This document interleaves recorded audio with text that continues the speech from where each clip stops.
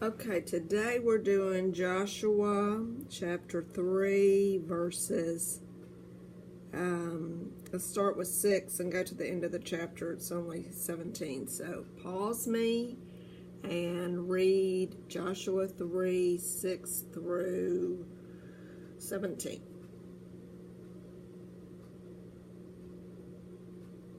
Okay, so here 6 we did yesterday. They're going to take up the ark. They've cleansed themselves. They know what they're doing. They're going to follow the ark. So the priest, and only priests could touch the ark. And they really had special little rings on the side of the ark with poles that slid through, and they really couldn't even touch the ark. If you remember the story of the guy with David who died because he accidentally touched, well, he didn't accident, he tried to keep it from falling. Anyway, so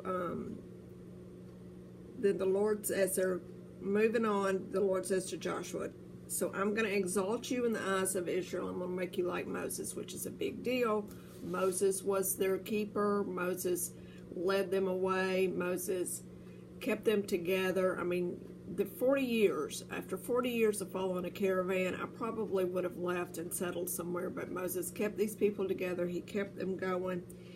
And so he says, tell the priest to go to the edge of the water and stop, and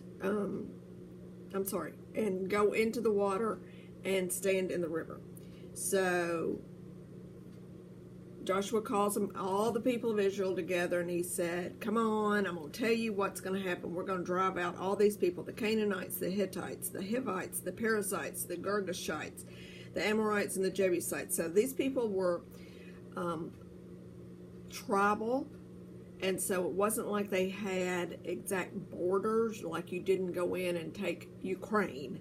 You went in and took a tribe, and so they kind of had areas, but there were no firm borders. It's still that way in a lot of the areas in the, not necessarily the Mideast, but up in the Nepal and anyway.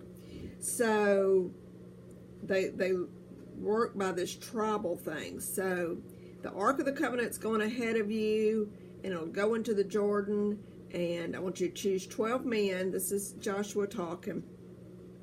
And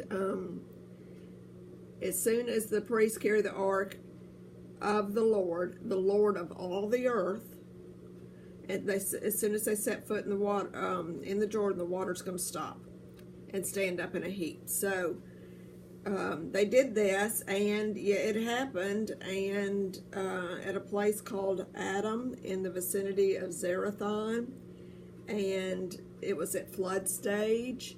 So flood stage meant the Jordan was 10 to 12 feet in some places, and I have a little note in my Bible that said, how did this happen? You don't know. I mean, obviously God did it.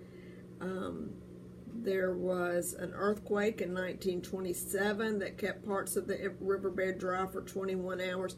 But the thing that makes you know that it was God is the priests stood firm on dry ground in the middle of the Jordan while all Israel completed the crossing on dry ground. Remember, 2 million people, dry ground, that's a long time.